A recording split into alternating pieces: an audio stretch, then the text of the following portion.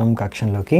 So ఈరోజు మనం శ్రీమద్ భాగవతం 4వ స్కందం 31వ అధ్యాయం మొదలు పెట్టబోతున్నాము. సో 1వ నంబర్ శ్లోకం నుంచి మొదలు పెడతాము. చూద్దామంట ఈరోజు ఎన్ని శ్లోకాలు కవర్ అయితే అన్ని చూసుకొని మిగతావి రేపు కవర్ చేసుకుందామంట. సో ఇది లాస్ట్ అధ్యాయం 4వ స్కందంలో. సో నారదముని ప్రచేతసులకి కొన్ని సూచనలు, నిర్దేశాలు, ఆదేశాలు ఇస్తారు. సో అవేంటో మనము ఈరోజు చూద్దామంట. దానికి ముందు మంగళాచరణ చేసుకుందాం.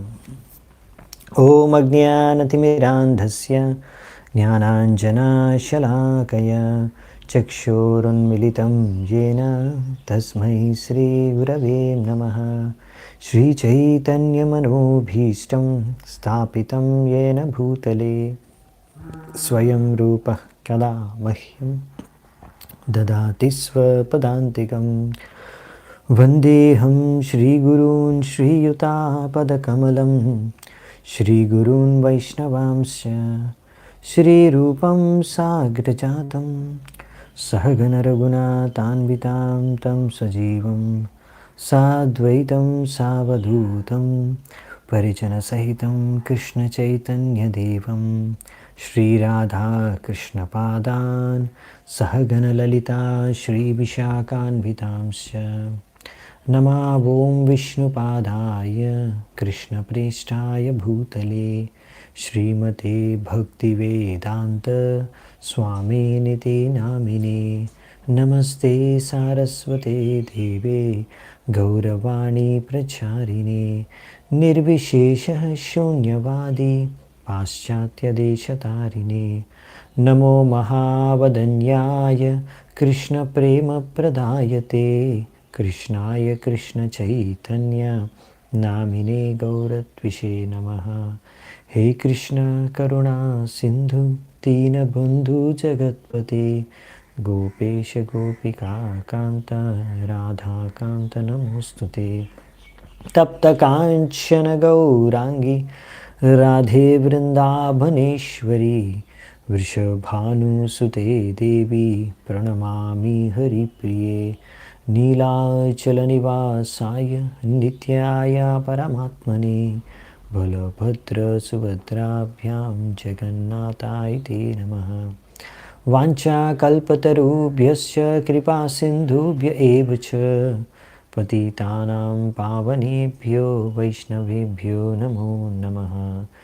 జయ శ్రీకృష్ణ చైతన్య ప్రభు నిత్యానంద శ్రీ అద్వైత గదాధర శ్రీవాసాది గౌరభక్తవృంద. హరే కృష్ణ కృష్ణ కృష్ణ హరే హరే హరే రామ రామ రామ హరే హరే. హరే కృష్ణ. సో మొదటి శ్లోకం నుంచి మొదలు పెడతామంట. మైత్రేయ ఉవాచ తత ఉత్పన్న విజ్ఞాన ఆశ్వధూక్షజ భాషితం స్మరంత ఆత్మజే భార్యాం విసృజ్య ప్రావ్రజన్ గృహాత్. తో మైత్రేయుని ఏం చెప్పారంటే, సో ఇప్పటివరకు మనం చూసాము ప్రచేతసులు 10,000 సంవత్సరాలు నీటి లోపల తపస్సు చేసిన తర్వాత విష్ణుమూర్తి ప్రకటైన తర్వాత ఆయన దర్శనం చేసుకున్నారు. దాని తర్వాత విష్ణుమూర్తి వాళ్ళకి వరాలు, ఆదేశాలు ఇచ్చారు. దాని తర్వాత వాళ్ళు బయటకు వచ్చారు. దాని తర్వాత బ్రహ్మదేవుడు యొక్క ఆజ్ఞ ప్రకారం మరీషును వివాహం చేసుకున్నారు. దాని తర్వాత వాళ్ళు ఇంటికి వచ్చారు. సో ఈ విధంగా ఇంట్లో వాళ్ళు వరాలు దొరికాయి వాళ్ళకి. ఇప్పుడు 1000 సంవత్సరాల వరకు వాళ్ళ ఇంట్లో ఇలా నివసించారు. ఇంకా ఆధ్యాత్మిక చేతనను కూడా వాళ్ళు పెంపొందించుకున్నారు ఇంట్లో ఉండే. ఆ విధంగా ఫైనల్గా వాళ్ళు భగవంతుడి యొక్క కృప ద్వారా భగవంతుడిని స్మరించుకుంటూ వాళ్ళు తర్వాత ఇంటిని త్యాగం చేసేసి వాళ్ళ భార్యని వాళ్ళ పుత్రుడు దక్షుడి యొక్క అధ్యక్షతలో వదిలేసి వాళ్ళు ఇల్లు వదిలేసి వెళ్ళిపోయారనమాట ఫైనల్గా లాస్ట్కి. సో ఈ విధంగా తర్వాత వాళ్ళు భగవద్ధామాన్ని కూడా చేరుకుంటారు అనే విషయం కూడా చెప్తారు మనకి. సో ఇది ఏంటిలా ఇల్లు వదిలేసి వెళ్ళిపోయారంటే ఇది వైదిక పద్ధతి అనమాట. అవునా? క్షత్రియులు మామూలుగా మీరు చూస్తే పాండవులు కూడా అలాగే ఎప్పుడైతే పరీక్షిత్ మహారాజు ఒక యోగ్య వ్యక్తి, రాజు అవ్వడానికి యోగ్య వ్యక్తి ఉన్నాడో, సో ఆయన్ని రాజసింహాసనం మీద కూర్చోబెట్టి వాళ్ళు ఇంకా రాజ్యం త్యాగం చేసేసి, ఇల్లు త్యాగం చేసేసి హిమాలయాల వైపు ప్రయాణిస్తూ అలాగే వాళ్ళు వాళ్ళ యొక్క జీవితాన్ని ముగించేశారు, భగవద్ధామాన్ని తిరిగి వెళ్ళిపోయారు. సో ఇలా మామూలుగా ఈ సంసారంలో ఫ్యామిలీ లైఫ్లో ఉన్నప్పుడు దాని తర్వాత ఒక సమయం తర్వాత ఎప్పుడైతే ఇలా పుత్రుడు సరైన యోగ్యతకు వచ్చినప్పుడు, సో ఆయన అధ్యక్షతలో ఇలా ఇంకా భార్యను వదిలేసి తర్వాత వాళ్ళు ఇంకా ఆధ్యాత్మిక ప్రగతి కోసం వనానికి వెళ్ళిపోవాలన్నమాట. వానప్రస్థాశ్రమాన్ని స్వీకరించాలి. దాని తర్వాత అక్కడ నుంచి సన్యాసం లేకపోతే భగవద్ధామానికి వెళ్ళిపోవాలి. సో ఇది వైదిక సంస్కృతి పద్ధతి. సో మొట్టమొదటిది బ్రహ్మచారి, గృహస్థ, వానప్రస్థ, సన్యాసం 4 ఆశ్రమాలు ఉంటాయి. సో మొట్టమొదటి ఆశ్రమం బ్రహ్మచారి ఆశ్రమంలో వ్యక్తులు స్టూడెంట్స్ చాలా తపస్సులు చేస్తారు, వ్రతాలు చేస్తారు, ఇంకా అన్ని రకాల శిక్షణ పొందుతారు, ఎడ్యుకేషన్, అన్ని రకాల ఆధ్యాత్మిక విలువల గురించి తెలుసుకుంటారు. తద్వారా వాళ్ళు ఎప్పుడు కూడా ఇంకా అప్పుడు ఆ సమయంలో స్త్రీతో సాంగత్యం భోగం చేయరు. సో తద్వారా బ్రహ్మచర్య ఫస్ట్ ఆశ్రమం ఉంటుందన్నమాట. కానీ ఇప్పుడు ఆధునిక జగత్తులో, మోడర్న్ వరల్డ్లో ప్రభుపాదుల వారు రాస్తున్నారు, ఇదే పెద్ద లోపం. చిన్నతనం నుంచి ఈ బ్రహ్మచర్య పాటించేవారు ముందు గురుకులంలో, వేదిక సభ్యత సంస్కృతి ఉన్నప్పుడు భారతదేశంలో ఫాలో అవుతున్నప్పుడు. కానీ ఇప్పుడు ఏంటంటే చిన్నప్పటి నుంచి స్కూల్లో పంపిస్తారు. స్కూల్లో ఇంకా అబ్బాయిలు అమ్మాయిలు చిన్నప్పటి నుంచే కలిసి స్కూలు కాలేజీలో తిరుగుతారు, సాంగత్యం చేస్తారు. సో ఈ విధంగా వాళ్ళు ఈ బ్రహ్మచర్యాన్ని పాటించలేరు. అందుకనే ఈ మొదటి ఆశ్రమం నుంచే సరిగ్గా పాటించడం కుదరట్లేదు. దాని కారణంగా మొత్తం ఈ జగత్తులో రకరకాల అల్లకల్లోలంగా ఉందన్నమాట అంతా సమాజం. ఎందుకంటే ప్రథమమే ఆశ్రమే సరిగ్గా సరైన శిక్షణ లభించట్లేదు కనుక. సో అందుకనే ఇక్కడ రాస్తున్నారన్నమాట, మనిషి ఎప్పుడైనా సరే జీవించేది ఈ వర్ణాశ్రమం ప్రకారం జీవించాలన్నమాట. సమాజం వర్ణాశ్రమం ప్రకారం నడిచినప్పుడు వైదిక విలువలతో అప్పుడు అది సరైన మానవ సభ్యత సంస్కృతి. సో ఈ విధంగా చిన్నతనం నుంచి యాక్చువల్లీ అబ్బాయిలు కానీ అమ్మాయిలు కానీ వాళ్ళు తపస్సులు చేయాలన్నమాట, పెనెన్సెస్. తర్వాత వాళ్ళు పెద్దగైన తర్వాత వాళ్ళు వివాహం చేసుకుంటారు. తర్వాత అలా గృహస్థాశ్రమంలో ఉంటారు, పిల్లల్ని కంటారు, పిల్లలు పెద్దవాళ్ళు అయిపోతారు. వాళ్ళు పెద్దవాళ్ళు అయిపోయిన తర్వాత ఇంకా వాళ్ళు ఆ సమయంలో ఇంకా ఇల్లుని త్యాగం చేసి సంపూర్ణంగా మొత్తం సమయం కృష్ణ భావనామృతంలో కృష్ణ చైతన్యాన్ని పెంపొందించుకోవడానికి వాళ్ళు వెళ్ళిపోవాలన్నమాట. దాని గురించే ప్రయత్నించాలి. ఈ విధంగా భగవద్ధామానికి వాళ్ళు భక్తి చేసుకొని భగవద్ధామానికి తిరిగి వెళ్ళిపోవాలి, అది లక్ష్యం. సో అందుకనే ఇక్కడ మనం చూస్తున్నాం అన్నమాట, చూసాము. అంటే ఎప్పుడు బయలుదేరాలి అంటే ఎప్పుడు సమయం వస్తే అప్పుడు. ఇప్పుడు దీనికన్నా ముందు ఇక్కడ ప్రభుపాదుల వారు ఉదాహరణ రాస్తున్నారు. ప్రాచీన బర్హిషిత్ అంటే ప్రచేతసుల యొక్క తండ్రి ప్రాచీన బర్హిషిత్, ఆయన వీళ్ళందరినీ తపస్సులు చేసుకొని పంపించేశారు. ఎందుకంటే ఫస్ట్ ఆశ్రమంలో తపస్సు చేయాలి, బ్రహ్మచర్య ఆశ్రమం. వీళ్ళందరూ ఇంకా వివాహం చేసుకోలేదు అప్పుడు. సో వీళ్ళందరూ స్టూడెంట్ లైఫ్లో ఉండే వీళ్ళని పంపించారు. సో వాళ్ళు తపస్సు చేసుకోవడానికి వెళ్ళిపోయారు. ఈయన మాత్రం కర్మకాండ యజ్ఞాలు చేసుకుంటూనే పోతున్నాడు ఇంకా. సో అప్పుడు నారదుని వచ్చేసి ప్రాచీన పరిషత్కి ఆదేశాలు ఇచ్చారు. సరిగ్గా పురంజనుడు ఉపాఖ్యానం చెప్పి ఆయనకి బోధించారు. సో ఆయన అర్థం చేసుకొని, అయ్యో నేను తప్పు చేస్తున్నాను, ఇంతకాలం అయిపోయింది, ఇంతకాలం నుంచి నేను కర్మకాండ యజ్ఞాలే చేసుకుంటూ కూర్చున్నాను, ఇంకా సమయం అయిపోయింది, ఇప్పుడు నేను వెంటనే ఇల్లుని త్యాగం చేసేసి వెళ్ళిపోవాలి. ఇంకా నా కుమారులు తిరిగి రాలేదు, కానీ వాళ్ళు వచ్చేంత వరకు నాకు సమయం లేదు, ఆల్రెడీ లేట్ అయిపోయాను నేను అనేసి అర్థం చేసుకొని వెంటనే ఆదేశాలు వాళ్ళ మంత్రులకు ఇచ్చేశాడు. మా పిల్లలు వచ్చిన తర్వాత వాళ్ళకి చెప్పేయండి ఎలా పరిపాలించాలో రాజ్యము, వాళ్ళకి ఆదేశాలు ఇచ్చేసి ఇల్లు వదిలేసి వెళ్ళిపోయాడు ప్రాచీన పరిషత్.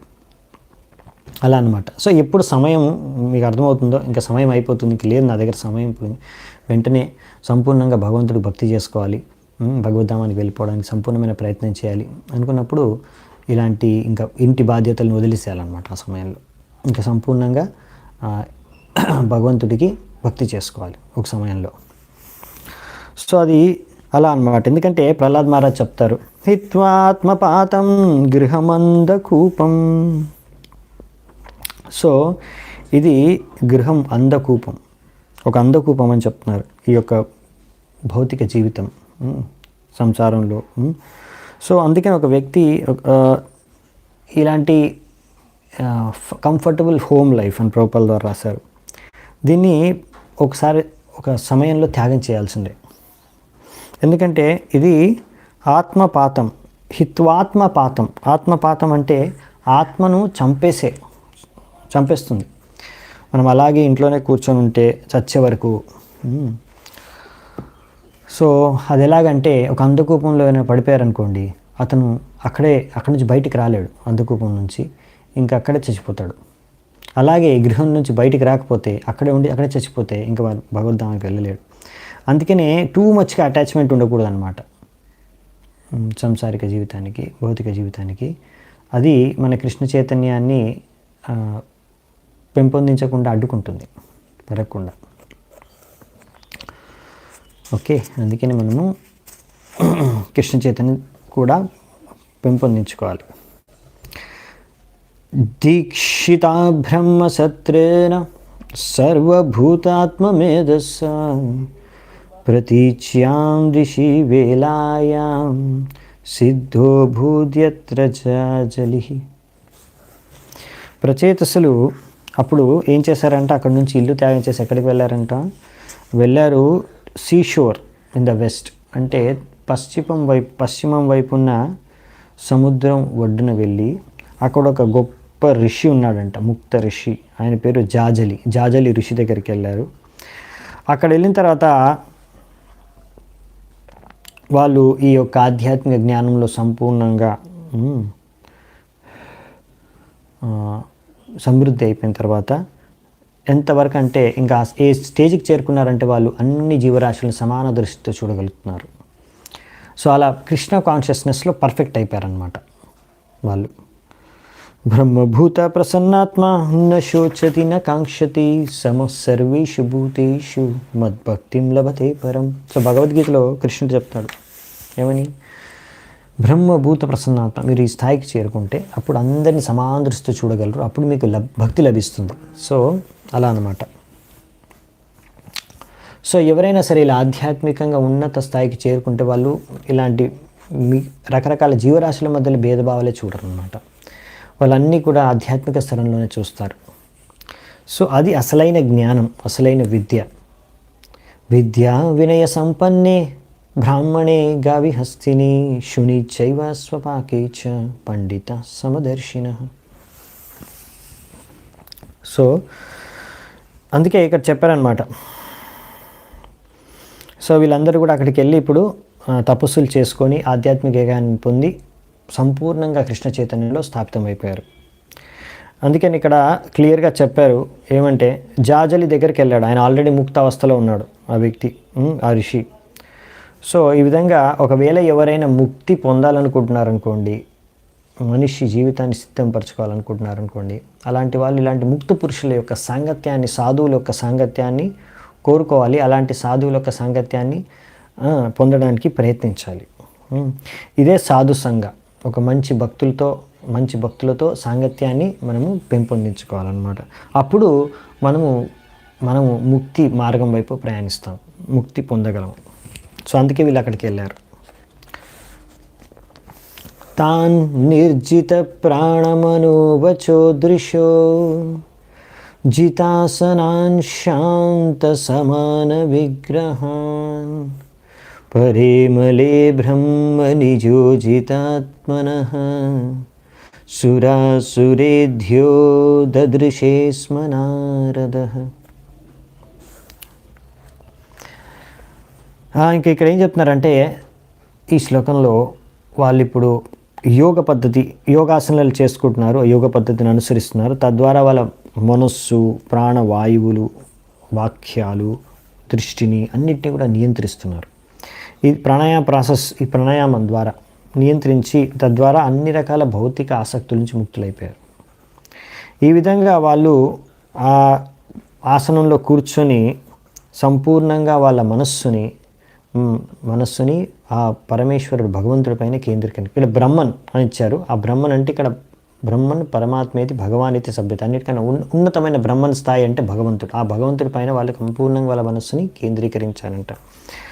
ఈ విధంగా వాళ్ళు ప్రాణాయామం చేసుకుంటూ భగవంతుడి పైన మనస్సుని బ్రహ్మణ్ పైన కేంద్రీకరించినప్పుడు ఆ సమయంలోనే నారదముని అయితే సురేధ్యో అంటే సురులు అసురులు అంటే దేవతలు దానవులు ఇద్దరూ కూడా పూజిస్తారు నారదముని. అలాంటి నారదుని అక్కడ చేరుకున్నాడంట, వాళ్ళని చూడడానికి వచ్చాడు నారదముని. సో మనకు తెలుసు, ముందే వీళ్ళకి ట్రైనింగ్ ఇచ్చారు. వీళ్ళకి ఫస్ట్ ట్రైనింగ్ దొరికింది, శిక్షణ దొరికింది శివుడి దగ్గర నుంచి. రుద్రగీతం స్నిగ్ధ ప్రవృద్ఘణశ్యామం. సో ఈ విధంగా శివుడి యొక్క ఆదేశాలను అనుసరించుకొని ఈ శ్యామ సుందరమైన కృష్ణుడి రూపం పైన వాళ్ళు ధ్యానించుకుంటున్నారు. అదే పరబ్రహ్మం. అవునే అర్జునుడు చెప్పాడు కదా కృష్ణుడి గీతలో, పరబ్రహ్మం పరం ధామ పవిత్రం పరమం భవాన్, నువ్వే ఆ పరబ్రహ్మం అని. ఆ పరబ్రహ్మం పైన వీళ్ళు ధ్యానించుకుంటున్నారు, కృష్ణుడి శ్యామసుందరం పైన. ఇప్పుడు నారదుని అక్కడ చేరుకున్నారు. సో నారదుని యొక్క విశేషత ఏంటంటే సురులు అసలు ఇద్దరు కూడా ఆయన్ని పూజిస్తారు, సన్మానిస్తారు. ఇది ఒక గొప్ప వైష్ణవుడి యొక్క లక్షణం అని ఇక్కడ చెప్తున్నారు. సో పర్ఫెక్ట్ వైష్ణవుడి యొక్క స్థితి ఇలా ఉంటుందన్నమాట నారదుని లాగా. ఎందుకంటే ఎప్పుడు వాళ్ళు స్వతంత్రులు, ఇంకా వాళ్ళు ఎప్పుడు కూడా పక్షపాతం చూపించరు ఆ విధంగా. సో అందరి మేలునే కోరుకుంటారు. సో అందుకే నారదుని ఒక పర్ఫెక్ట్ డివోటీ అనమాట, పర్ఫెక్ట్ వైష్ణవుకు ఉదాహరణ. అందుకే దేవతలు దానవులు అందరూ కూడా ఆయన సన్మానిస్తారు. 4వ శ్లోకం. తం ఆగతం త ఉత్తాయ ప్రణిపత్యాభినంద్య చ పూజాయిత్వా యథాదేశం సుఖాసీనం మతాబ్రువన్. సో వెంటనే ప్రచేతసులు చూశారు, అరే నారదముని వచ్చేసాడు. నారదముని దేవర్షి నారదముని రాగానే వాళ్ళు చూడగానే వెంటనే వాళ్ళ ఆసనాల్లో కూర్చున్నారు కదా, ప్రాణాయామం చేస్తున్నారు. వెంటనే లేచి నించున్నారు. లేచి నించొని వెంటనే వాళ్ళు నారదమునికి ప్రణామాలు అర్పించుకొని ఆయన్ని పూజించి ఆయనకు తగ్గ సీట్ ఇచ్చారు, కూర్చోవడానికి తగ్గ స్థలాన్ని ఇచ్చారు, మంచి సీట్ ఇచ్చారు. దాని తర్వాత ఇప్పుడు ఆయన కొన్ని ప్రశ్నలు అడుగుతున్నారు. ప్రచేతసులు ఇప్పుడు నారదమునికి ప్రశ్నలు అడుగుతున్నారు. అవేంటో చూద్దామంట. ఎందుకంటే ఇది వాళ్ళు కరెక్ట్గా ఇప్పుడు చూసారన్నమాట.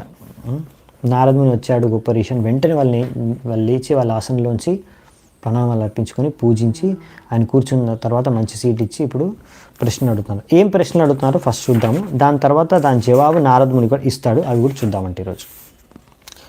సో 5, 6, 7 శ్లోకాల్లో వాళ్ళు అడిగే ప్రశ్నలు ఉంటాయి. 8వ శ్లోకం నుంచి మళ్ళీ మనము మైత్రేయుని మనకి చెప్తారు. 9వ శ్లోకం నుంచి నారద వాచ స్టార్ట్ అవుతుంది, నారదుని యొక్క సూచనలు స్టార్ట్ అవుతాయి.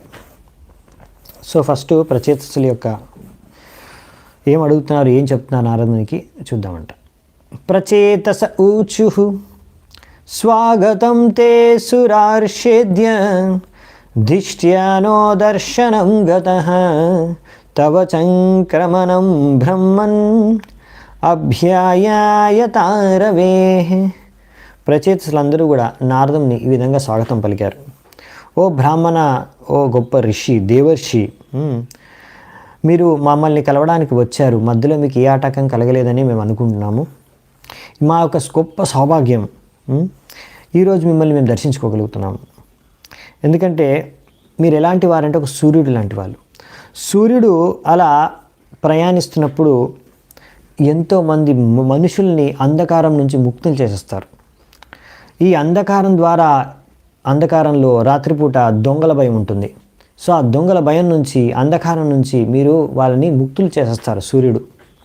అలాగే మీరు కూడా సూర్యుడిలాగా ప్రయాణించు ఎక్కడికి వెళ్తే అక్కడ అందరి హృదయాల్లో ఉన్న భయాన్ని తొలగించేస్తారు. అభయాయ యత రవే, రవి అంటే సూర్యుడిలాగానే మీరు కూడా అభయాన్ని ప్రసాదిస్తారు అని ఇక్కడ నారదుని గుణగానం చేస్తున్నారు. ప్రభుపాల ద్వారా రాస్తున్నారు. పెద్ద పెద్ద నగరాల్లో కూడా, న్యూయార్క్ సిటీ లాంటి అమెరికాలో పెద్ద పెద్ద నగరాల్లో కూడా జనాలు రాత్రిపూట ప్రయాణించడానికి భయపడతారు. రాత్రి అంటేనే భయం, ఎందుకంటే దొంగలు ఉంటారు, దోపిడీలు జరుగుతాయి, క్రిమినల్ అన్ని యాక్టివిటీస్ ఎక్కువగా రాత్రిపూట జరుగుతాయి. సో అందుకనే భయం అన్నమాట. రాత్రి అంటే అందరికీ చీకటి అంటే భయం, అంధకారం అంటే భయం, ఏమీ కనిపించదు, ఏం జరుగుతుందో తెలియదు. సో అందుకనే ఈ అంధకారాన్ని తొలగించేది సూర్యుడు. సూర్యుడు ఉదయించినప్పుడు అందరికీ ఇంకా ప్రశాంతం అన్నమాట.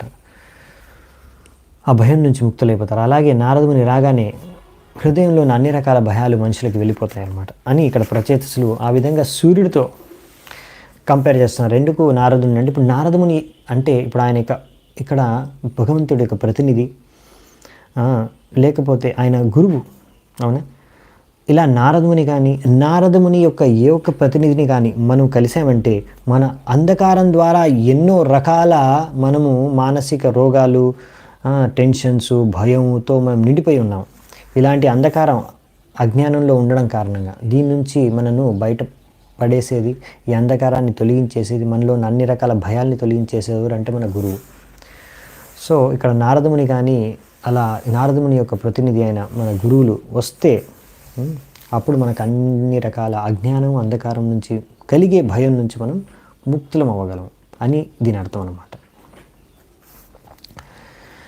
యదాదిష్టం భగవతా శివేనాదోక్షజేన చ తద్గృహేషు ప్రసక్తానాం ప్రాయశ క్షపితం ప్రభో.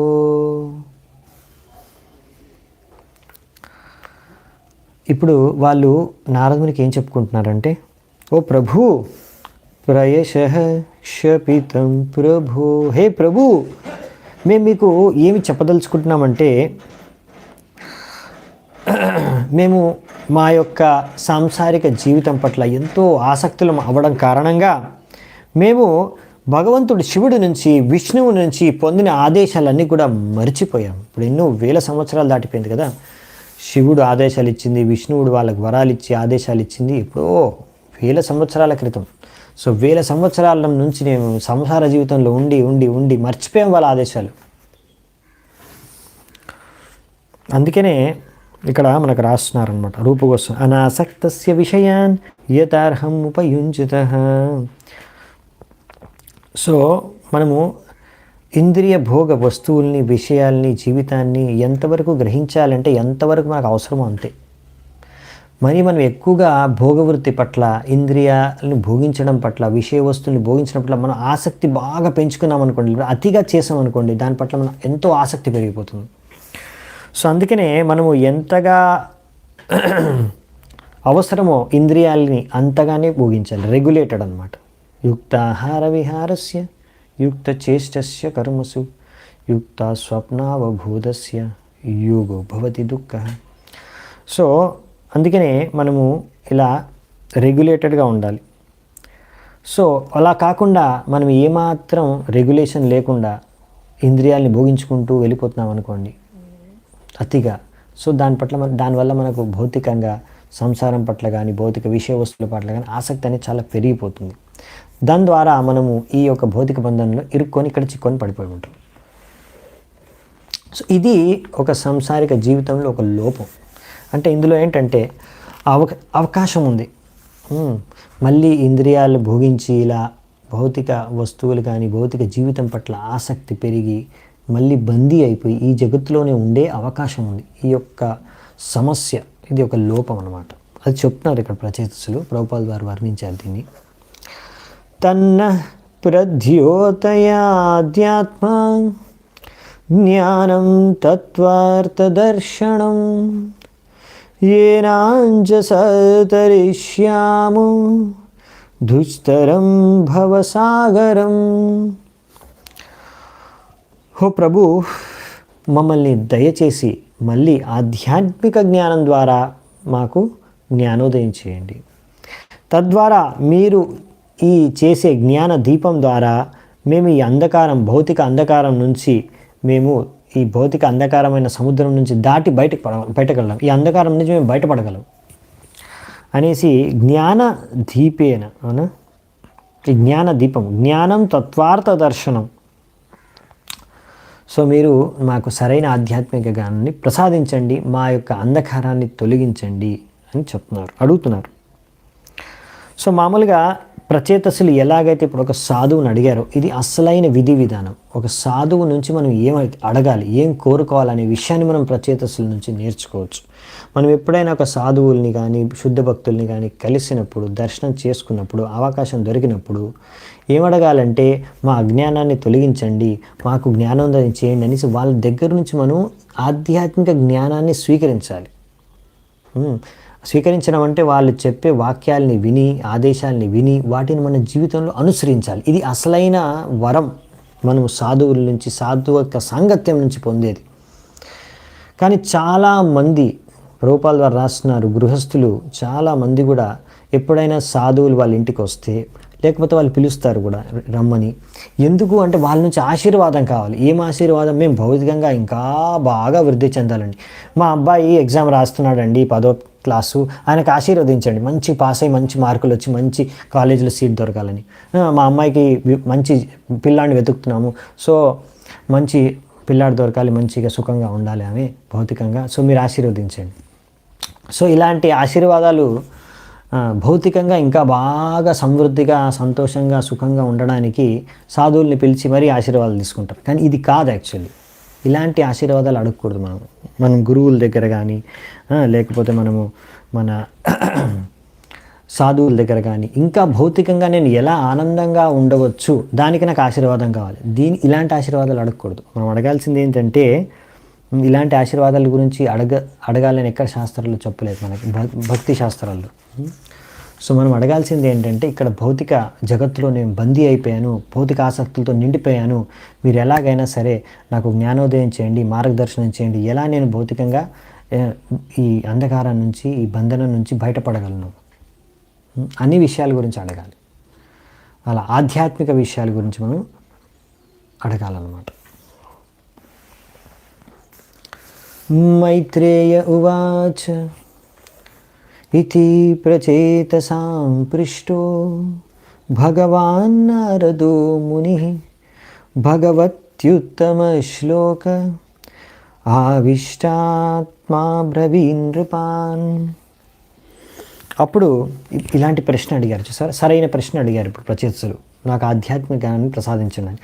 సో అప్పుడు మైత్రేయుని ఏమంటారంట, హే విదురా, ఈ విధంగా ఎప్పుడైతే ప్రచేతసులు కోరారో నారదుని, ఆధ్యాత్మిక జ్ఞానాన్ని ప్రసాదించండి, మాకు కొన్ని ఆదేశాలు ఇవ్వండి, భౌతిక బంధనాల నుంచి ముక్తులవ్వడానికి, అంధకారం నుంచి ముక్తులవ్వడానికి అని.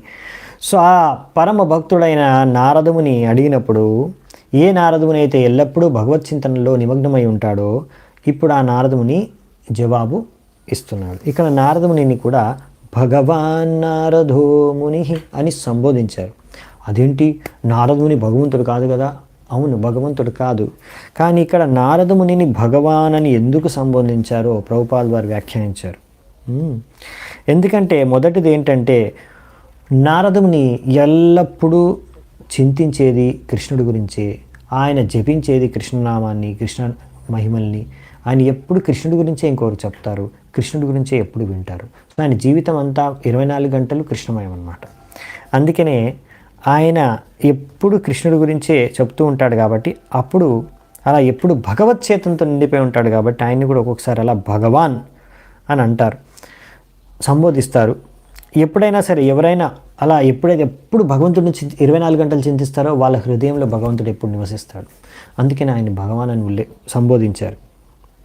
మన విశ్వనాథ్ చక్రవర్తి ఠాకూర్ ఆచార్యులు చెప్తారు, అవునా, మనకు మా మంగళారతిలో మనం పాడతాం కదా, గురువాష్టకంలో, సాక్షాద్ధరిత్వేన సమస్త శాస్త్రైర్ ఉక్తస్తథా భావ్యత ఏవ సద్భి. సో ఈ గురువు ఎవరు?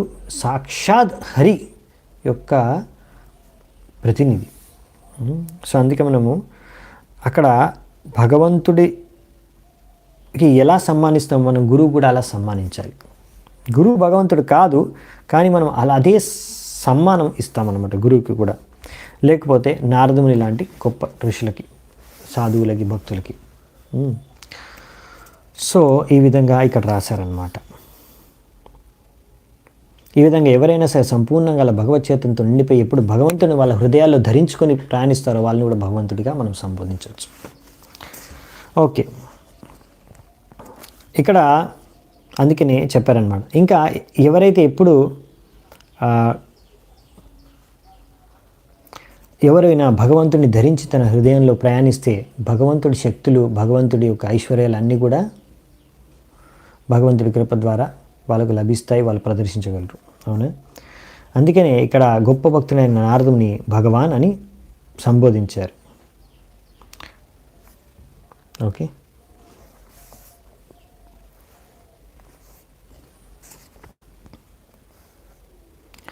నారద ఉవాచ తజ్జన్మతాని కర్మాణి తదాయుస్తన్మనోవచః నృణాం యేన హి విశ్వాత్మా సేవ్యతే హరిరీశ్వరః. నారదముని ఏం చెప్తున్నారంటే, ఎప్పుడైతే ఒక జీవాత్మ పుడతాడో, ఎప్పుడైతే ఒక జీవాత్మ పుట్టిన తర్వాత భక్తి చేసుకుంటుందో జీవాత్మ భగవంతుడికి, అప్పుడే అతని జన్మ, అతను చేసే అన్ని రకాల కర్మకాండ కార్యక్రమాలు, ఆయన జీవితం మొత్తం, ఆయుకాలం, ఆయన మనస్సు, ఆయన వాక్యాలు అన్నీ కూడా పర్ఫెక్ట్. అప్పటి వరకు ఇవన్నీ కూడా పర్ఫెక్ట్ కాదనమాట.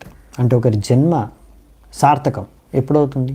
ఆయన మనస్సు, వాక్యాలు, ఆయన దగ్గర ఉన్న ఆయువు, ఆయన చేసే కార్యాలన్నీ కూడా ఎప్పుడు సార్థకమవుతాయంటే ఎప్పుడైతే ఆ వ్యక్తి భగవంతుడికి భక్తి చేసుకుంటాడు. పుట్టిన తర్వాత భగవంతుడికి భక్తి చేసుకోకుండా మీరు ఏం చేసినా ఇంకా వేస్టే.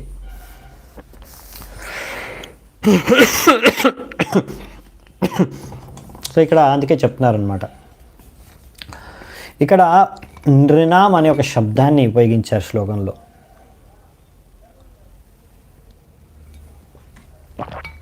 నృణాం అంటే మనిషి యొక్క జన్మ, మానవ జన్మలోనే ఇది సంభవం అన్నమాట. ఆధ్యాత్మికంగా ప్రగతి సాధించడం అనేది మనిషి జీవితంలో, మానవ జన్మలో సంభవం. ఆ విధంగా ఉన్నతమైన ఆధ్యాత్మిక చేతను కలిగి ఉన్నవారిని, కృష్ణ భావనామృతంలో ఉన్నవారిని ఆర్యులుగా వర్ణించారు. అవునా? సో ఎవరైతే ఇలాంటి ఆర్యులు భగవంతుడికి భక్తి చేసుకుంటారో వాళ్ళే అందరికన్నా విజయవంతులు, వాళ్ళ జీవితంలో విజయం సాధించిన వాళ్ళు, జీవితాన్ని సార్థకం చేసుకున్న వాళ్ళు. సో ఇది అందుకనే ఏ వ్యక్తి అయితే తన జీవితంలో కృష్ణ భావనామృతాన్ని స్వీకరిస్తాడో అంటే తన జీవితం ఇంకా ధన్యమైపోయినట్టే.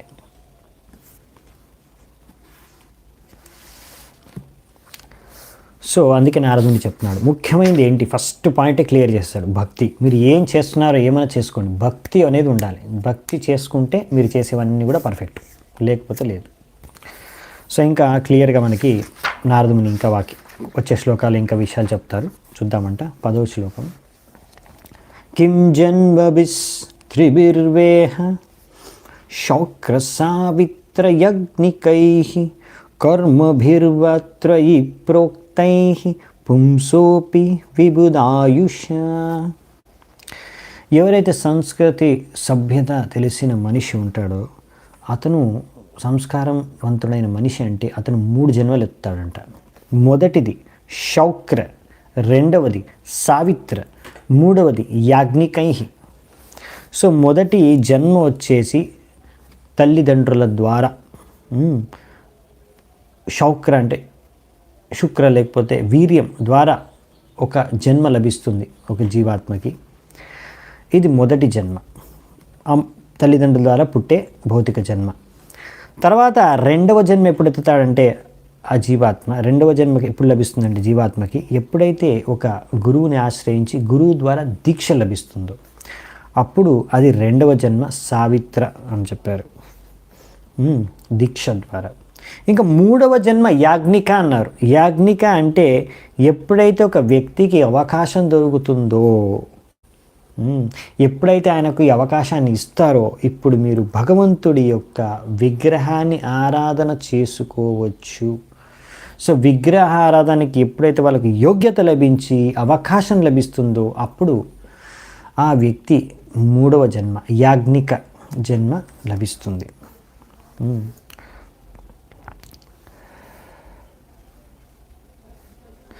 ఒకవేళ ఇలాంటి మంచి సదుపాయాలు కలిగిన జన్మ లభించిన ఒకవేళ ఒక వ్యక్తికి దేవత రూపంలో జన్మ లభించిన స్వర్గలోకంలో ఒకవేళ ఒక వ్యక్తి ఇవన్నీ సదుపాయాలు మంచి జన్మ దేవత జన్మ లభించినా కానీ ఒకవేళ భగవంతుడికి భక్తి చేసుకోలేకపోతే అప్పుడు ఈ జన్మే ఆ బతుకే అంతా వ్యర్థం అని చెప్తున్నారు ఇక్కడ. అలా అనమాట. అందుకే మీరు ఏం కార్యాలు చేస్తున్నారు, భౌతిక కార్యాలు, ఆధ్యాత్మిక కార్యాలు, అవన్నీ కూడా ఒకవేళ భగవంతుడి సంతుష్టి కోసం చెయ్యకపోతే ఇవన్నీ వ్యర్థమే అని ఇక్కడ నారదముని ప్రచేతసులకు చెప్తున్నారు. సో మామూలుగా అయితే వైదిక సంస్కారం సభ్యత అనుసరించే వాళ్ళు మామూలుగా గర్భధాన సంస్కారం మొదటి సంస్కారాన్ని పాటిస్తారన్నమాట. ఇది జన్మను ఇవ్వకన్నా ముందు పాటించే సంస్కారం. ముఖ్యంగా పై కులాలైన బ్రాహ్మణులకి ఈ యొక్క గర్భధాన సంస్కారం అనేది పాటిస్తారు. ఒకవేళ గర్భధాన సంస్కారం పాటించకపోతే ఉచ్చ కులాలు అప్పుడు వాళ్ళ కులము లేకపోతే వాళ్ళ యొక్క ఫ్యామిలీ, వాళ్ళ యొక్క పరివారం మొత్తం శూద్రులుగా మారిపోతారు ఒకవేళ గర్భధాన సంస్కారం పాటించకపోతే. మరి ఈ యొక్క కలియుగంలో అందరూ శూద్రులే పుట్టుకతో. జన్మనే జాయతే శూద్ర, జన్మతో అందరూ శూద్రులే. ఎందుకంటే ఎవ్వరూ గర్భధాన సంస్కారం చేయట్లేదు కనుక, పాటించట్లేదు కనుక. ఎందుకంటే ఇది వైదిక పద్ధతి, దీన్ని అనుసరించట్లేదు ఎవరు. కానీ మనకి ఇంకొక విధి విధానం ఉంది, పంచరాత్రిక విధి విధానం. దీని ద్వారా మీరు ఒకవేళ ఇలా గర్భధాన సంస్కారం చేసుకోలేక శూద్రుడిగా జన్మించినా కానీ ఒకవేళ ఆ వ్యక్తికి కృష్ణ చైతన్యంలో రుచి కలిగితే, కృష్ణ చైతన్యం కృష్ణ భావనామృతం అవ్వడానికి అతనికి ఆసక్తి కలిగితే అప్పుడు ఆ వ్యక్తికి కనుక మనం ఆ అవకాశాన్ని దానికి తగ్గట్టుగా శిక్షణను ఇస్తే ఆ వ్యక్తి ఒక భక్తుడిగా మారగలడు. ఈ కృష్ణ భావనామృత ఉద్యమం యొక్క ఉద్దేశమే అది. ఈ పంచరాత్రిక విధిని మనం అనుసరించి ఒక వ్యక్తి శూద్రుడిగా జన్మించిన ఆ వ్యక్తిని మనం బ్రాహ్మణుడి స్థాయి వరకు తీసుకెళ్ళగలము, అతన్ని బ్రాహ్మణుడిగా మార్చగలము. మన శ్రీల సనాతన గోస్వామి వారు ఈ శ్లోకాన్ని అందుకే చెప్పారు హరిభక్తి విలాసంలో. యత కాంచనతాం యాతి కాంస్యం రసవిధానతః తథా దీక్ష విధానేన ద్విజత్వం జాయతే నృణం. ఒక నరుడికి ద్విజత్వం, ద్విజుడిగా ఎలా మారగలడు? తథా దీక్ష విధానేన, దీక్ష విధానం ద్వారా, దీక్ష ఇవ్వడం ద్వారా ఒక వ్యక్తి, ఒక మనిషి శూద్రుడి నుంచి బ్రాహ్మణుడిగా మారగలడు. ఎలాగైతే కాంసం ఉంటుంది కదా, ఒక రకమైన మెటల్. ఈ కాంసం అనే మెటల్ మెర్క్యూరీతో కలిస్తే అప్పుడు అది గోల్డ్, బంగారంగా మారిపోతుంది. అలాగే ఒక వ్యక్తి శూద్రుడైనా సరే దీక్ష అనే పద్ధతి ద్వారా బ్రాహ్మణుడిగా మారగలడు. సో అందుకనే మన కృష్ణ భావనామృతంలో మొదటి దీక్ష లభిస్తుంది. అందులో హరే కృష్ణ మహామంత్రం, హరినామ దీక్ష లభిస్తుంది. ఇలా హరే కృష్ణ మహామంత్రాన్ని బాగా జపం చేసి అన్ని నియమాల్ని, 4 నియమాల్ని సరిగ్గా పాటిస్తే ఒక వ్యక్తి యోగ్యత లభిస్తుంది బ్రాహ్మణుడిగా అవ్వడానికి. ఎందుకంటే బ్రాహ్మణుడు అయితే కానీ మనం విష్ణువుని ఆరాధించుకోలేరు ఒక వ్యక్తి. సో ఈ తర్వాత మళ్ళీ 2వ దీక్ష కూడా లభిస్తుంది. అప్పుడు వాళ్ళు యాజ్ఞిక జన్మ మన కృష్ణ భావనామృతం సొసైటీలో, ఉద్యమంలో. సో ఈ విధంగా అందుకని 2వ దీక్ష లభించినప్పుడు మాత్రమే ఆ వ్యక్తి గాయత్రి మంత్రం కూడా ఆయనకు లభిస్తుంది. అప్పుడు గాయత్రి మంత్రాన్ని ఉచ్చరించవచ్చు. దాని తర్వాత భగవంతుడి యొక్క విగ్రహాల్ని ఆరాధించుకోవచ్చు మందిరంలో, లేకపోతే భగవంతుడి కోసం సేవలు చేసుకోవచ్చు. ఎలాగంటే భగవంతుడి కోసం కుకింగ్, వంట చేయొచ్చు. సో ఇవన్నీ చేయడానికి వాళ్ళు యాజ్ఞిక్ అంటే 2వ దీక్షలు లభించి ఉండాలి మన ఇస్కాన్లో. సో అందుకే ఇలా చెప్తున్నారు ప్రభుపాల్ వారు ఇక్కడ. ఈ విధంగా అంటే అతను ముందు ఏ జన్మైనా అనివ్వండి, ఏ కులమైనా అనివ్వండి, అతను శూద్రుడైనా కానివ్వండి పర్వాలేదు. ఒకవేళ వాళ్ళు కృష్ణ భావనామృతంలోకి వచ్చి వాళ్ళు అన్నీ సరిగ్గా పాటించి శిక్షణ పొంది మొదటి దీక్ష తర్వాత రెండవ దీక్ష పొంది వాళ్ళకి యోగ్యత లభిస్తుంది భగవంతుడిని ఆరాధించుకోవడానికి. అంటే బ్రాహ్మణులుగా ఈ విధంగా దీక్షా విధి విధానం ద్వారా ఒకరు బ్రాహ్మణులుగా మారగలరు. ఇది పంచరాత్రిక విధి. దీన్ని మనము అనుసరిస్తున్నాము మనకు శాస్త్రాల్లో చెప్పినట్టుగా మన ఆచార్యులు ఇచ్చిన విధంగా. సో ఈ విషయాన్ని మనకి మళ్ళీ మళ్ళీ వేరే భాగవతంలో ఉన్న శ్లోకాల నుంచి కూడా ప్రభుపాల్ వారు ఉల్లేఖిస్తున్నారు. ఎందుకంటే చాలామందికి ఇదొక పెద్ద సమస్య అనమాట. అదేంటి, ఒక వ్యక్తి శూద్రుడిగా జన్మిస్తే జీవితాంతం అతను శూద్రుడిగానే బతకాలి అనే ఒక తప్పుడు సిద్ధాంతాన్ని ధారణని మనసులో మైండ్లో పెట్టుకొని తిరుగుతున్నారు కొంతమంది మూర్ఖులు. సో అలాంటి మూర్ఖుల యొక్క అజ్ఞానాన్ని తొలగించడానికే ఇక్కడ ప్రభుపాల్ వారు విస్తృతంగా తాత్పర్యం రాశారు. ఈ శ్లోకానికి అందుకే 3 పేజీలు తాత్పర్యం రాశారు. ఎందుకంటే ఈ విషయాన్ని బాగా అర్థం చెప్పించడానికి. ఇది మేం చెప్పింది కాదు, శాస్త్రాల్లో చెప్పింది. ఇది పంచరాత్రిక విధి. భాగవతంలో రాశారు, విప్రాద్విషద్గుణయుతాదర విందనాభ పాదారవింద విముఖాశ్వపచం వరిష్టం. అంటే ఒకవేళ ఒక బ్రాహ్మణ కులంలో ఒక వ్యక్తి పుట్టాడు, కానీ అతనికి బ్రాహ్మణుడి యొక్క ఏ లక్షణాలు లేవు. సో అలాంటి వ్యక్తిని మనం బ్రాహ్మణుడిగా స్వీకరించలేము. కానీ ఒక వ్యక్తి చండాలుడి యొక్క ఇంట్లో పుట్టిన, ఒకవేళ ఆ వ్యక్తి కనుక భగవంతుడికి శరణాగతుడైపోయి భగవంతుడికి భక్తుడైపోతే అతనికి బ్రాహ్మణుడి యొక్క లక్షణాలు ఉంటే అతన్ని మనం బ్రాహ్మణుడిగా స్వీకరిస్తాం.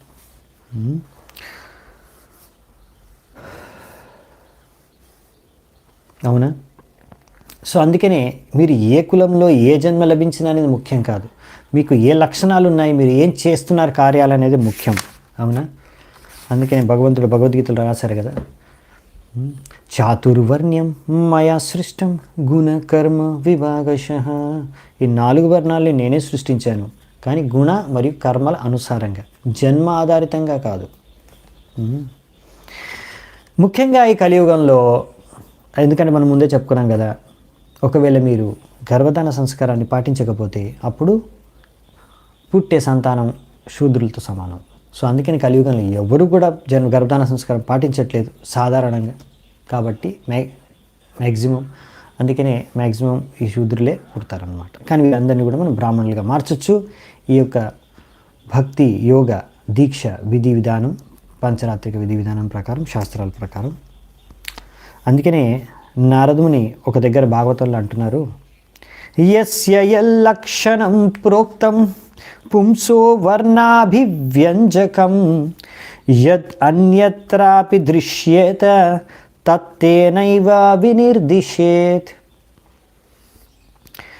సో ఇక్కడ ఏమని చెప్తున్నారంటే, బ్రాహ్మణుడి కులంలో బ్రాహ్మణుడి పరివారంలో పుట్టినంత మాత్రాన వ్యక్తి పుట్టుకతోనే బ్రాహ్మణుడు అవ్వడు. కానీ అతనికి బ్రాహ్మణుడు అవ్వడానికి మంచి అవకాశాలు ఉన్నాయి, మంచి సదుపాయాలు ఉన్నాయి. కానీ అతను ఎప్పటివరకైతే బ్రాహ్మణుడికి ఉండవలసిన యోగ్యత లక్షణాలని అర్జించుకోడో అప్పటి వరకు అతన్ని మనం బ్రాహ్మణుడిగా స్వీకరించలేము అని ఇక్కడ మనకి ఈ శ్లోకంలో చెప్తున్నారు. ఇంకో విషయం కూడా ఈ శ్లోకంలో చెప్తున్నారు. ఏంటంటే అది యదన్యత్రాపి దృశ్యేత, ఒకవేళ మరో పక్షాన ఒకవేళ శూద్రుడిలో కూడా మీరు బ్రాహ్మణుడి యొక్క లక్షణాలు ఒక శూద్రుడికి కలిగి ఉంటే అతన్ని మనం బ్రాహ్మణుడిగా వెంటనే స్వీకరించాలి. ఈ విషయాన్ని ఒక భాగవతంలోనే కాదు, మహాభారతంలో భరద్వాజ సంహిత, పంచరాత్ర, ఇలా ఇంకా ఎన్నో శాస్త్రాల్లో స్పష్టంగా ఉల్లేఖించారు. సో చాలామంది ఇవాళ రేపు బ్రాహ్మణులు భగవద్గీతనే చదవట్లేదు, ఇంకా వేరే శాస్త్రాలు ఎప్పుడు చదువుతారు, వాళ్ళకి టైమే లేదు, వాళ్ళు ఎక్కడో జాబుల్లో బిజీగా ఉన్నారనమాట. సో పేరుకు మాత్రమే బ్రాహ్మణులు అంతే, కానీ చేసే కార్యాలు శూద్రులు యొక్క కార్యాలు, ఎక్కడో జాబ్ చేసుకోవడం శూద్రులాగా. సో అందుకనే ఇలాంటి వాళ్ళని మనం బ్రాహ్మణులుగా స్వీకరించలేము. పుట్టుకతో బ్రాహ్మణులు ఎవరు, వాళ్ళకు లక్షణాలు ఉండాలి, ఆ యోగ్యత ఉండాలి. మొట్టమొదటిది వేదశాస్త్రాలని బాగా చదివి ఉండాలి. వేదశాస్త్రాలని చదవలేదు, పూజన్ పఠన్ పాఠన్ ఇవన్నీ బ్రాహ్మణుడి యొక్క లక్షణాలు. వేదశాస్త్రాన్ని చదవడం, ఇంకొకరికి చెప్పడం, ఇది బ్రాహ్మణుడి యొక్క ముఖ్య కర్తవ్యం. సో అది ఇప్పుడు ఉన్న బ్రాహ్మణులు చేయట్లేదు. అందుకని వీళ్ళని మనం పుట్టుకతో పుట్టిన, లేకపోతే కులంలో పుట్టిన, పరివారంలో పుట్టిన వాళ్ళని జస్ట్ బ్రాహ్మణుల పరివారంలో పుట్టారని వాళ్ళని మనం బ్రాహ్మణులుగా స్వీకరించలేము. ఇంకా ఇక్కడ అందుకే చెప్తున్నారు, ఇది ఒకటైతే ఇంకొకటి, మీకు దేవతా జీవితం అంటే దేవతలకు ఉన్నంత పెద్ద ఆయువు లభించినంత మాత్రాన మీరు భగవంతుడికి భక్తి చేసుకోలేకపోతే వేస్ట్ జీవితం. సహస్రయుగ పర్యంతం అహర్యద్ బ్రహ్మణో విదుహు రాత్రిం యుగ సహస్రాంతం తేహో రాత్ర విదు జనా. ఇక్కడ అందుకే చెప్పారనమాట, ఈ యొక్క శ్లోకంలో కూడా విభూదాయుష అని చెప్పారు కదా. మీకు గనక పెద్ద ఆయువు లభించింది, ఇప్పుడు బ్రహ్మదేవుడు ఎన్నో సంవత్సరాలు, కోటి సంవత్సరాలు జీవిస్తాడు, అవునా, దేవతా సంవత్సరాలు. సో అలా మీకు అంత పెద్ద జీవితం లభించిన, దేవతలో ఒక 10,000 సంవత్సరాలు, లక్షల సంవత్సరాలు, కోటి సంవత్సరాలు మీకు జీవించే ఆయువు లభించిన, ఒకవేళ మీరు భక్తి చేసుకోకపోతే మీ జీవితం అంతా వ్యర్థమే అని దాని గురించి ఇక్కడ ప్రభుపాల్ వారు రాశారు. ఓకే, సో నెక్స్ట్ శ్లోకం చూసుకుందామంట. శ్రుతేన తపసా వాకిం వచోభిశ్చిత్త వృత్తిభిః బుద్ధ్యా వాకిం నిపుణయా బలేనేంద్రియ రాధస.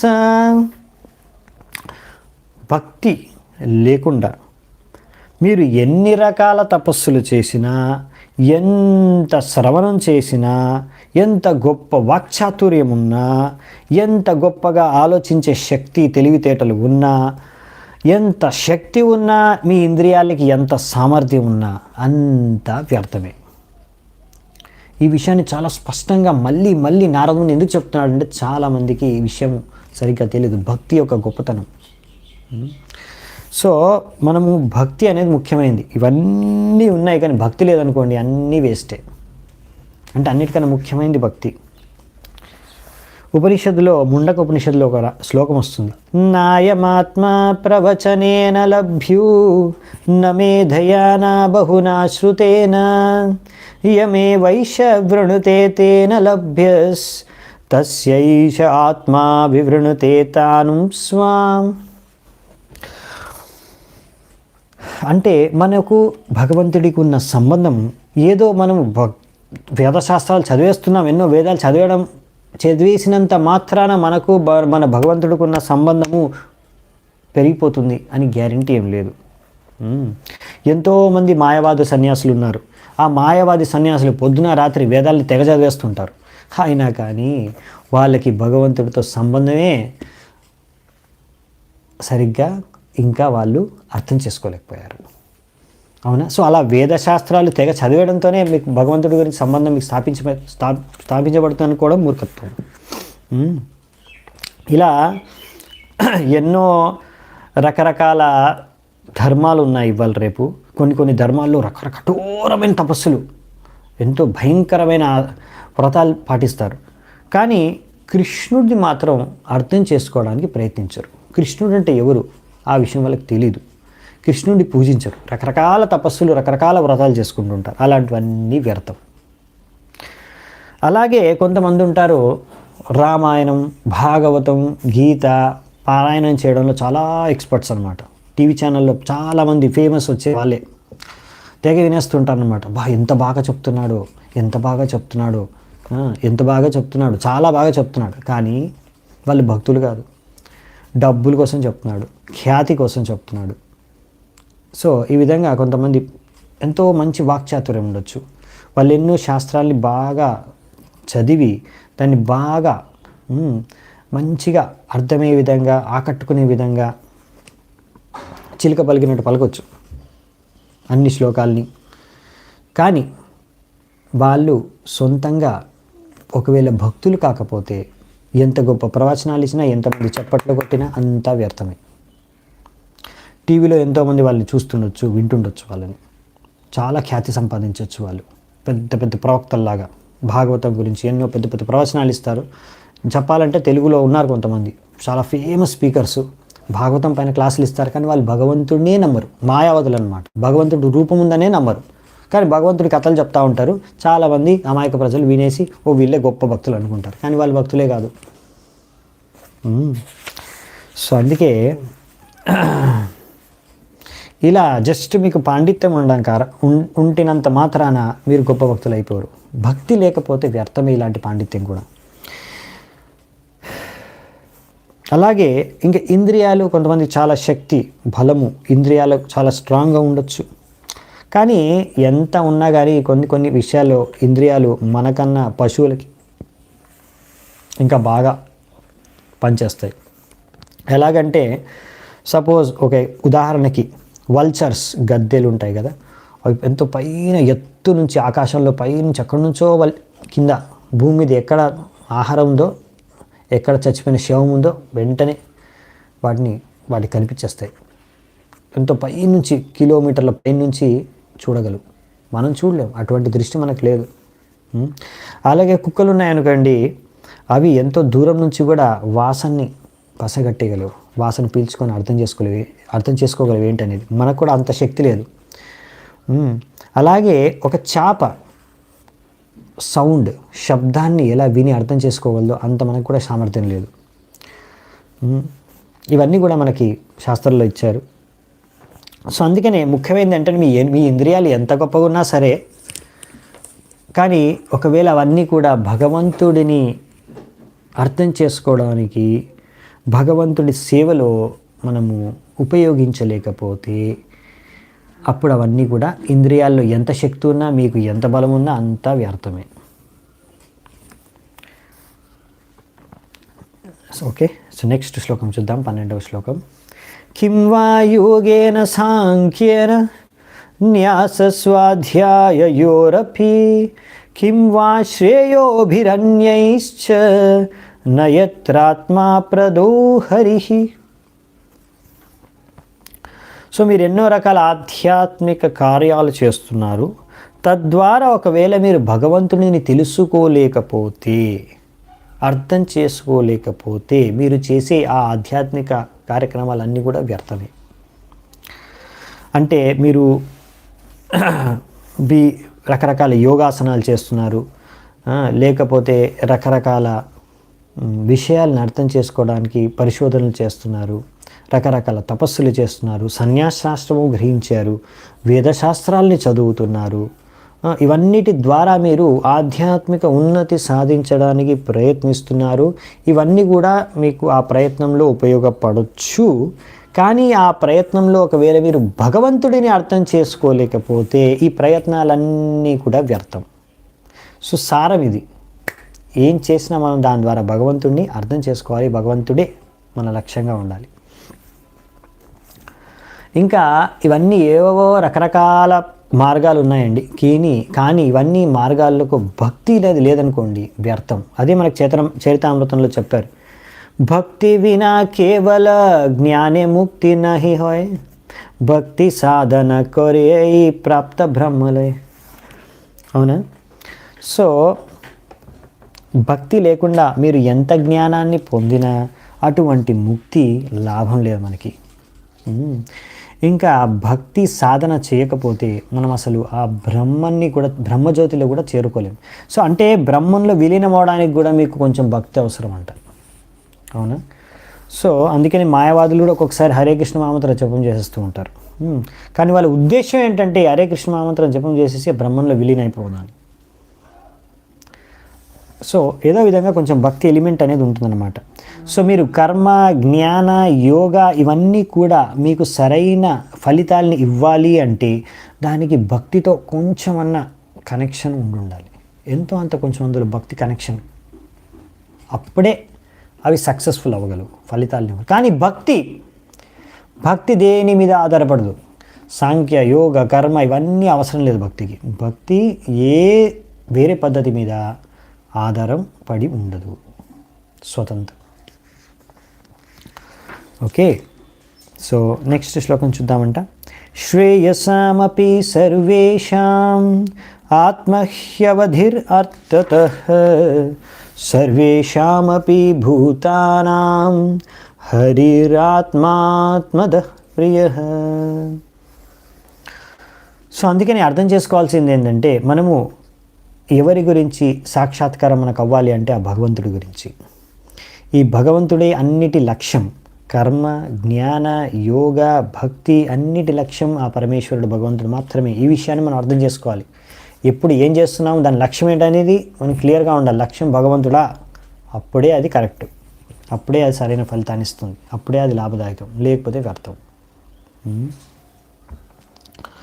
సో ఫైనల్గా మీరు ఏమైనా చేసుకోండి, కర్మయోగ, జ్ఞానయోగ, ధ్యాన యోగ, అష్టాంగ యోగ ఏమైనా చేసుకోండి, కానీ ఫైనల్గా మీరు రావాల్సింది భక్తి యోగకి, భగవంతుడికి భక్తి చేసుకోవాలి. ఇది ఫైనల్ కంక్లూజన్ అనమాట. ఓకే, సో ఇంకొక లాస్ట్ ఒక శ్లోకం చూసుకొని మనము ఈరోజు చర్చ ముగిద్దామంట. మిగతా శ్లోకాలు రేపు చూసుకుందాం. యథా తరోర్మూలనిషేచనేన తృప్యంతి తత్స్కందభుజోపశాఖాః ప్రాణాపహరచ్చయతేంద్రియాణాం తథైవ సర్వార్హణమచ్యుతేజ్య. యథా తరోర్మూలనిషేచనేన అంటే ఎలాగైతే మీరు ఒక చెట్టు యొక్క మూలంలో, వేర్లలో, రూట్స్లో నీళ్లు పోస్తారో అప్పుడు ఏమవుతుంది? తృప్యంతి తత్స్కంద భుజోపశాఖ, అన్ని తృప్తి చెందుతాయి, అన్నిటికీ ఆ నీళ్లు వెళ్ళిపోతాయి. ఎవరికి? శాఖ, ఉపశాఖ అంటే బ్రాంచెస్, శాఖ, ఉపశాఖ, పళ్ళు, ఫలాలు, పువ్వులు, ఆకులు అన్నిటికీ నీళ్లు చేరిపోతాయి. ఎలాగ మూలంలో మీరు నీళ్ళు వేస్తే చెట్టులో ప్రతి భాగానికి నీరు ఎలా వెళ్ళిపోతుందో అవన్నీ ఎలా తృప్తి చెందుతాయో, ప్రాణోపహారచ్చయతేంద్రియాణాం ఎలాగైతే మీరు ఆహారాన్ని కడుపులో పంపిస్తే ఆ ఆహారం జీర్ణించుకున్న తర్వాత ప్రతి ఒక్క ఇంద్రియానికి ఆ శక్తి లభిస్తుందో, తథైవ సర్వార్హణమచ్యుతేజ్య అలాగే మీరు ఆ అచ్యుతేజ్య అంటే భగవంతుడు శ్రీకృష్ణుని పూజించుకుంటే సర్వార్హణం, అందరిని పూజిస్తారు కదా, రకరకాల దేవతల్ని అందరినీ పూజించినట్టే. భగవంతుడు శ్రీకృష్ణుడు పూజిస్తే ఇంకా ఎవరిని పూజించే అవసరమే లేదు. మీరు పూజించాలనుకుంటే పూజించుకోవచ్చు, భగవంతుడిని, కృష్ణుడిని పొందడానికి, కృష్ణ ప్రేమ భక్తి పొందడానికి పూజించుకోవచ్చు ఏ దేవి దేవతలనైనా. కానీ మనం కృష్ణుడిని పూజించుకుంటే ఇంకా సపరేట్గా వేరే దేవి దేవతల్ని పూజించుకునే అవసరం లేదు. కృష్ణుణ్ణి పూజించుకోవడం ద్వారా అందరూ సంతృప్తి చెందుతారు. అంటే మళ్ళీ సపరేట్గా ఒక్కొక్క దేవతని పూజించి సంతృప్తి శాంతపరిచే అవసరం లేదు.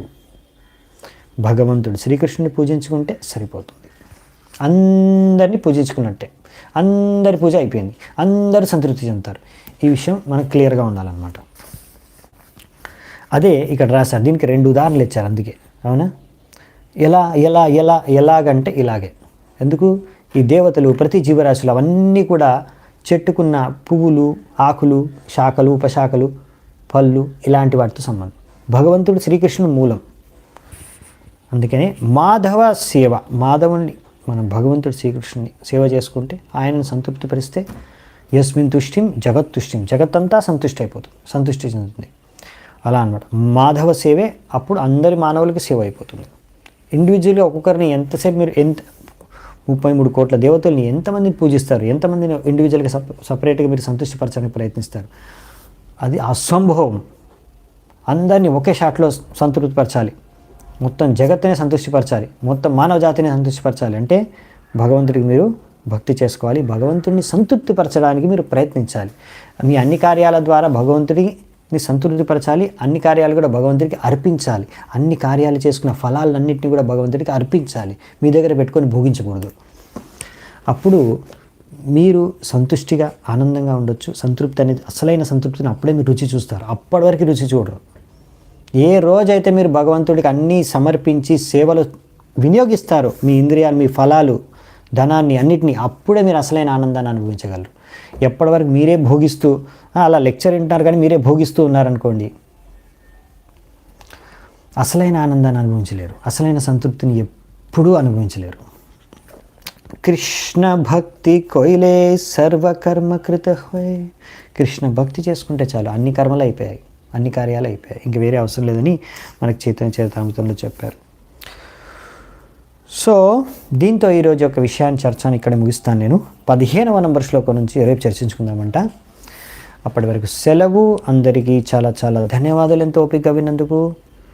హరే కృష్ణ. గ్రంథరాజ్ శ్రీమద్ భాగవతం కీ జై, శ్రీల ప్రభుపాద్ కీ జై, సమవేత గౌర భక్త వృంది కీ జై, నితాయ్ గౌర్ సీతనాథ్ ప్రేమానందే. హరి హరి బోల్.